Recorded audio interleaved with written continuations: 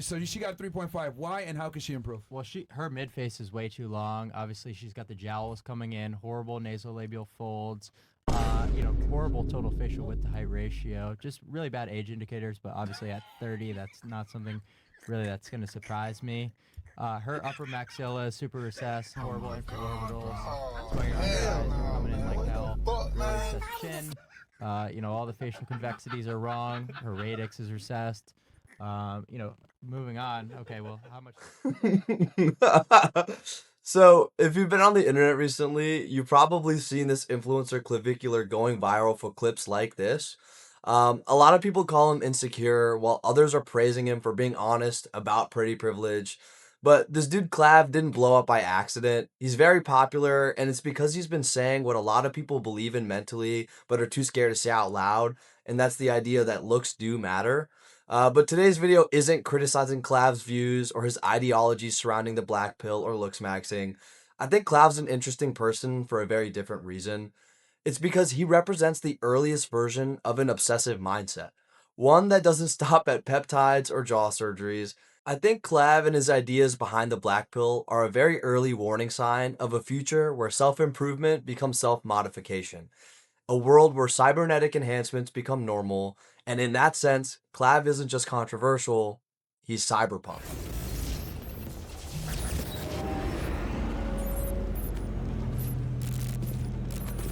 Wake the fuck up, samurai.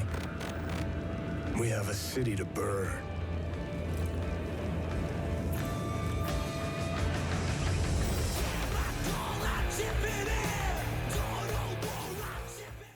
So Braden Peters, also known as Clavicular, is an American content creator who was born in December of 2005 to an affluent family in the northeastern US.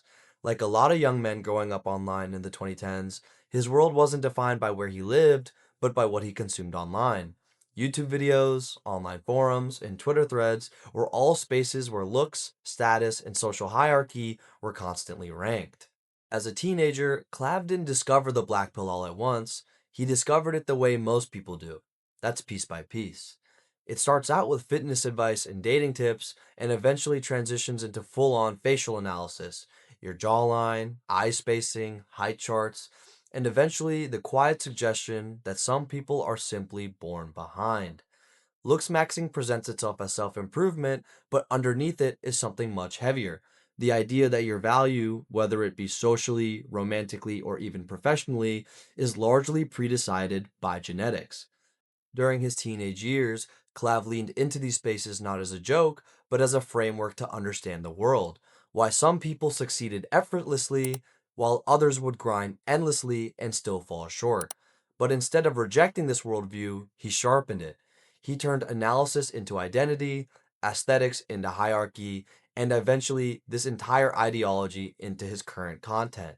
And by the time that Clavicular appeared online as a fully formed persona, the foundation was already set, not by a single moment, but by years spent learning a system that promised clarity in exchange for cynicism.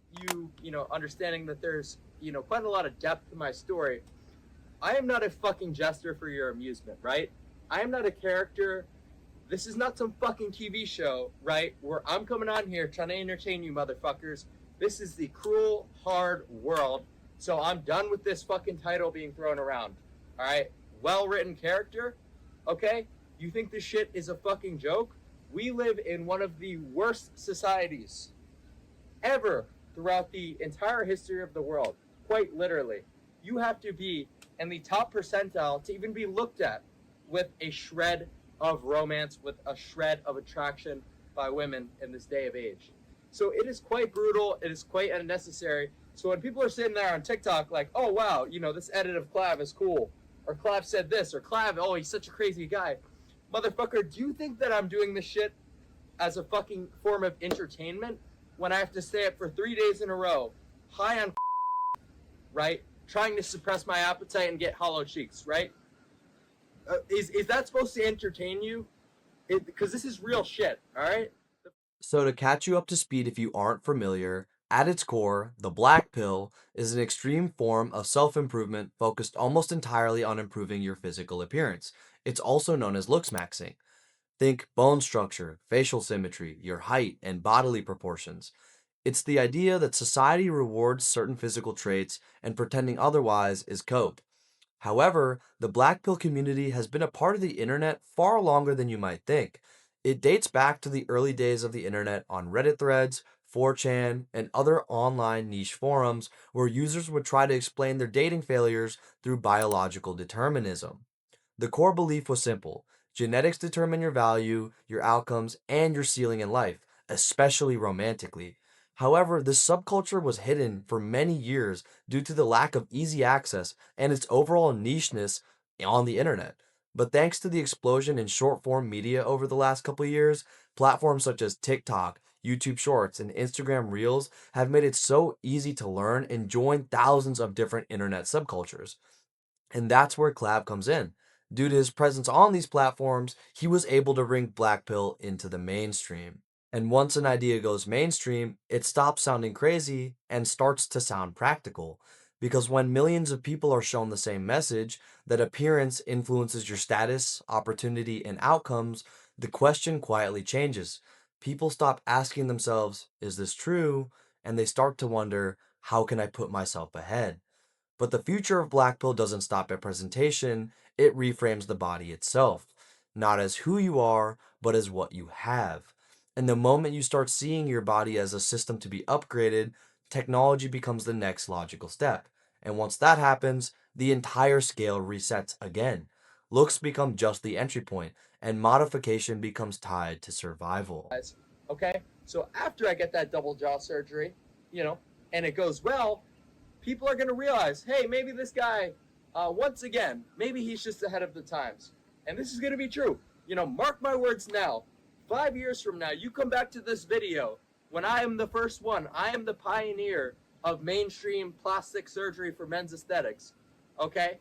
You'll come back to this video, and every motherfucker will have some sort of titanium implant in their face and some sort of osteotomy go down. Rhinoplasties are being handed out like it's fucking food stamps. Okay? So just come back. Mark my words that this is what's going to happen. And if you can swap bone for something stronger, why stop at just your face? If you can replace your muscles, why rely on biology at all? That's where the shift happens.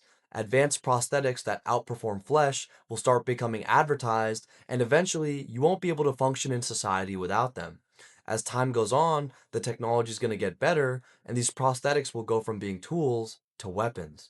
And that's a dangerous world, one where the unenhanced don't get to choose the rules.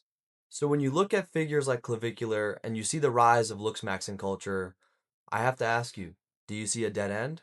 Or do you see the first step towards a world where cybernetic enhancements are normal? Where do you think this all leads? And let me know how you feel about it in the comment section down below. If you enjoyed this video, please like, comment, subscribe, and share this with a buddy, man. Peace.